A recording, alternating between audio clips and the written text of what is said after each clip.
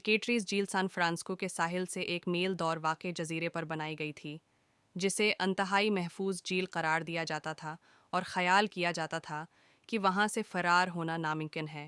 मुतअद्दिद कैदियों ने उसकी कोशिश की, मगर नाकाम रहे। झील के इर्द-गिर्द एहनी सलाखें मौजूद थीं, खारदार बाड़ें थीं, गार्ड टावर थे, जबकि झील का अमला दिन में मुतअद्दिद बार कैदियों की जांच पड़ताल करता था। तो 12 जून 1962 को झील का अमला सुबह बस्तरों की मामूल की चीकन कर रहा था, तो इस वक्त उन्हें एहसास हुआ कि 3 कैदी अपने कमरों में नहीं, बल्कि पिलास्तर से तैयार करदा डमी सर उनके बस्तरों पर सजे हुए थे। इन सरों पर गौशत की रंगत का पेंट किया गया था और असल इंसानी बाल सर पर मौजूद थे, जो रात के मुहाफिजों को धोखा देने के लिए थे। इस इंकिशाफ ने झील हुकाम को दंग कर दिया और फौरी तौर पर जेल को बंद करके तलाश शुरू कर दी गई।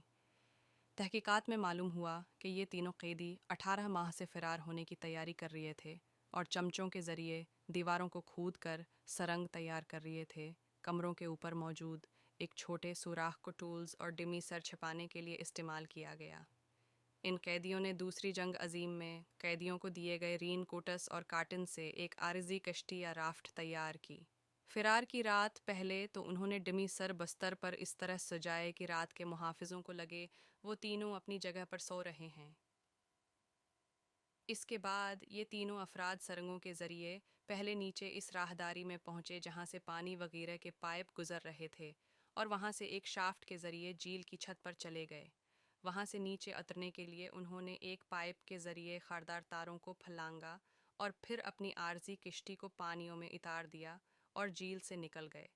फ़रार के 10 घंटे बाद समंदर, फ़ज़ा और खश्की तीनों जगहों पर उनकी तलाश शुरू हुई थी, जिसके दौरान पानी में एक सेलबंद बैग मिला जिसमें मुख्तलिफ जगहों के पते और नंबर दर्ज थे, जिससे हुकाम ने मान लिया कि वो तीनों डूब कर मर गए हैं, मगर लाशें कभी नहीं मिलीं। हुकाम के मुताबिक ये नामुमकिन है कि ठंडे पानी में ये कैदी तैर कर फरार हो जाएं। दूसरी जानिब ऐसे मबहम शवाहिद भी मौजूद हैं जिनसे अंदिया मिलता है कि ये तीनों जिंदा बच गए थे।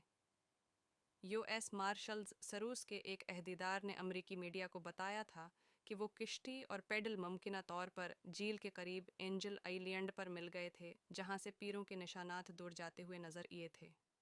उन्होंने ये भी बताया कि इस रात 3 अफराद की जानिब से एक गाड़ी को चराने का वाक़या भी रिपोर्ट हुआ था। उसके बाद तीनों कैदियों के बारे में कभी कुछ मालूम नहीं हो सका। अलबत्ता 2013 में एक शख्स ने पुलिस को ख़त भेजकर जानिंगलीन होने का दावी किया था। ख़त में कहा गया कि वो ज़िंदा है, मगर कैंसर का शिकार है।